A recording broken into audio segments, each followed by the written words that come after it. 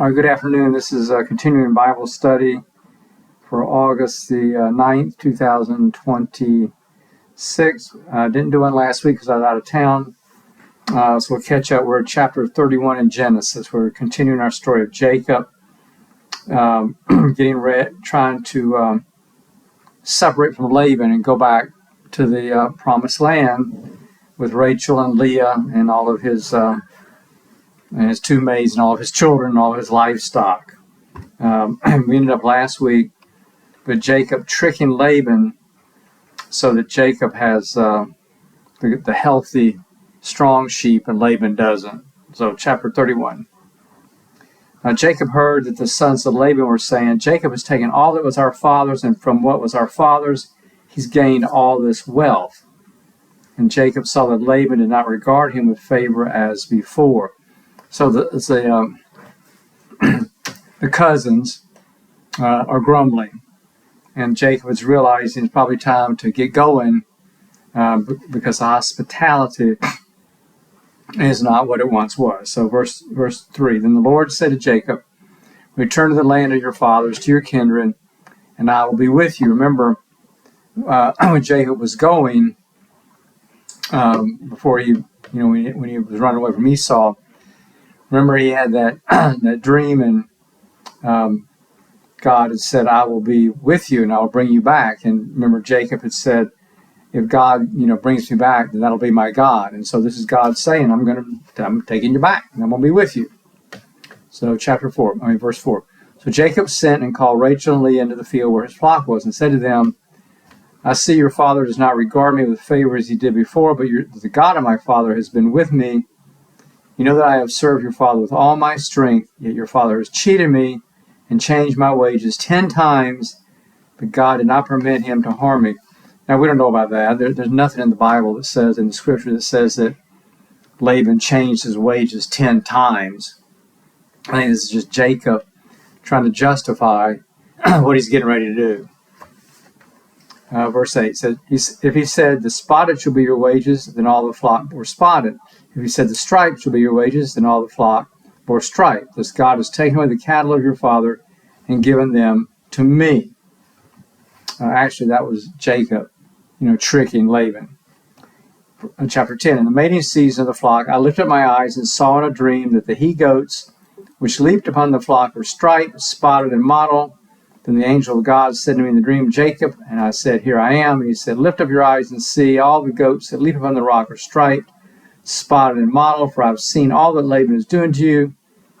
I am the God of Bethel, where you anointed the pillar and made a vow to me. Now rise, go forth from this land, and return to the land of your birth. Again, this is Jacob just justifying what he's getting ready to do. Laban has not done anything to him. It's actually the exact opposite. But Jacob wants to leave, and he wants his women. Remember, these are Laban's daughters, okay?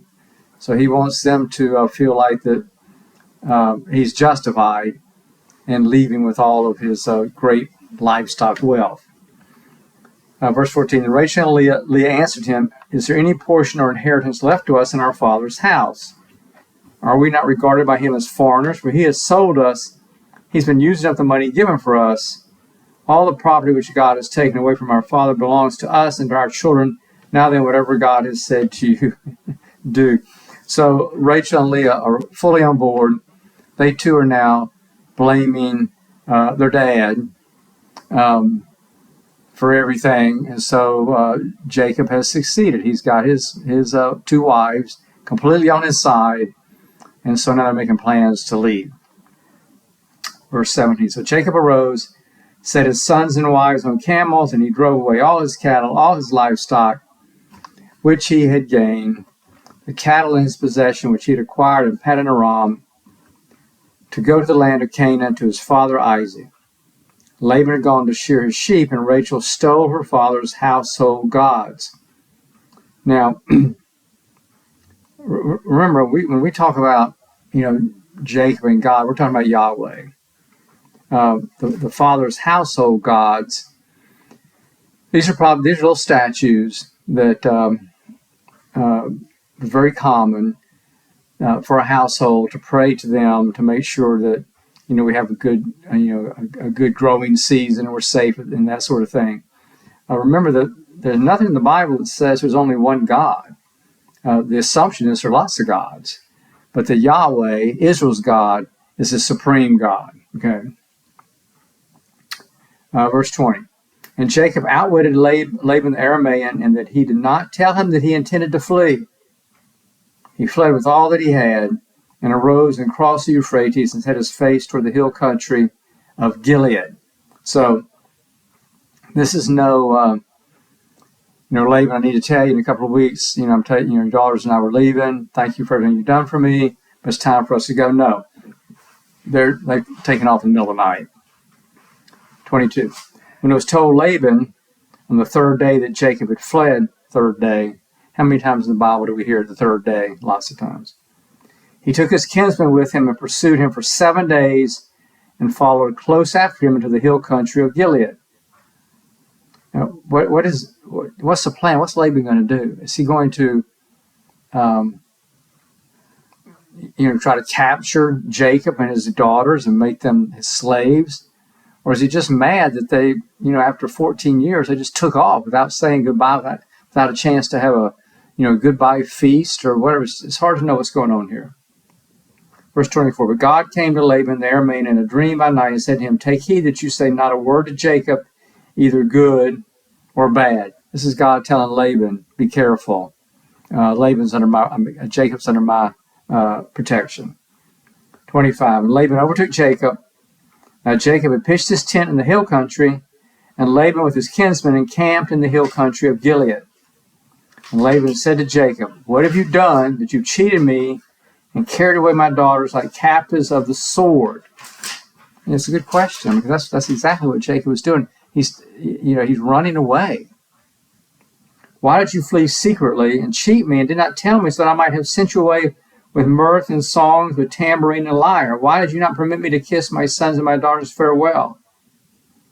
Now you've done foolishly. If it's in my power to do you harm, but the God of your father spoke to me last night, saying, take heed that you speak to Jacob neither good nor bad. Now, Laban's got a good point. It would make perfect sense to have a going away party. But we can see on both sides, Laban really has enjoyed having Jacob there, to tend the sheep and everything. But Jacob also needs to get back home. There's this tension between the two men, and it's not really easily resolvable. Verse 30, and now you've gone away because you longed greatly for your father's house, but why did you steal my gods? Okay. Jacob answered Laban, because I was afraid, for I thought you would take your daughters from me by force. Anyone with whom you find your gods shall not live. In the presence of our kinsmen, point out what I have that is yours and take it. And Jacob did not know that Rachel had stolen them. So Rachel had stolen the gods, but didn't tell Jacob. And Jacob didn't know about it. So Jacob basically said, if you find somebody who's got your household gods, kill them. Well, he's talking about Rachel. So Laban went into Jacob's tent, into Leah's tent, in the tent of the two maidservants, but he didn't find them. Then he went out of Leah's tent and into Rachel's. That's where they are. Now Rachel had taken the household gods and put them in the camel's saddle and sat on them. Laban felt all about the tent but didn't find them. She said to her father, let not my lord be angry that I cannot rise before you, for the way of women is upon me. So they searched but did not find the household gods. In other words, Rachel's telling her dad, I can't stand up because I got my period. She can't stand up because she's sitting on the household gods. So she tricked her dad. Verse 36, and Jacob became angry and upbraided Laban, and Jacob said to Laban, what's my offense? What's my sin that you have hotly pursued me? Although you felt through all my goods, what have you found of all your household goods? See it here, set it here before my kinsmen, your kinsmen, that they may decide between us two. So he didn't find anything. Okay. These 20 years I have been with you. So 20 years, 7 years for Leah, 7 years for Rachel, that's 14, and then he's been there another 6.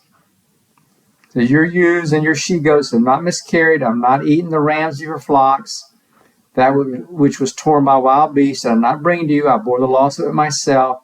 On my hand you required it, neither stolen by day or stolen by night. Thus I was. By day the heat consumed me, and the cold by night, and my sleep fled from my eyes. In other words, Jacob was saying, I've been working really hard, and I've been very fair with you. That's what he's saying. 41.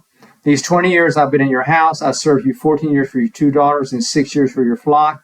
You've changed my wages 10 times. Okay.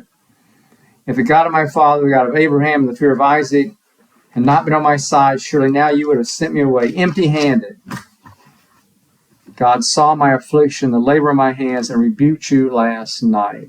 Poor Jacob.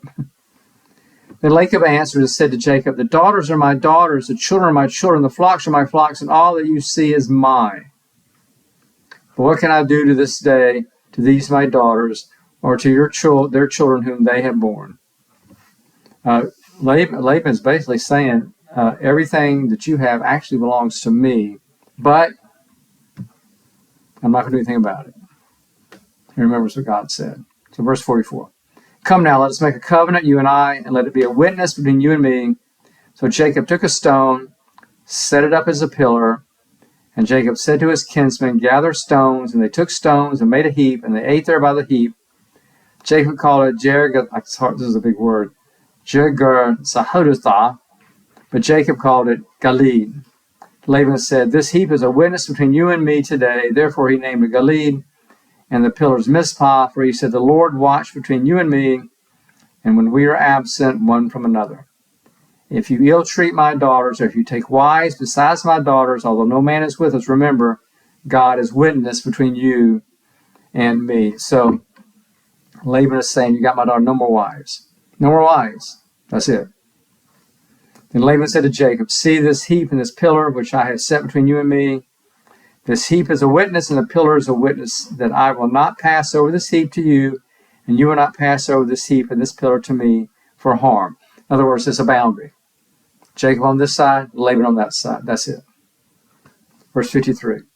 The God of Abraham, the God of Nahor, the God of their father, judged between us. So Jacob swore by the fear of his father Isaac. And Jacob offered a sacrifice on the mountain and called his kinsmen to eat bread. And they ate bread and tarried all night on the mountain. Early in the morning, Laban arose, kissed his grandchildren and his daughters, and blessed them. Then he departed and returned home. And that's it for Laban. There's no more mention of him. Jacob has gotten away, and by the command, has been fruitful and multiply. Remember, that's the first command in the Bible. And he's going back to Canaan, where he's going to have Rachel's going to have at least one more child. So he'll end up with the 12 sons, which become the 12 tribes of Israel, and they settle in the land, and off we go. The story continues. So Jacob had left the promised land, got his wife and kids, and now he's going back. And God is going with him, and right now it looks like that all is well. But in the next chapter, we'll see next week, there's one more relationship that needs to be healed, and that's the one with Esau. Because Esau and Jacob are going to meet up here, and we'll see what happens with that. So we'll pick it up chapter 32 next week, continue our great long story, and I will read your Bible, and I'll see you next time. Peace.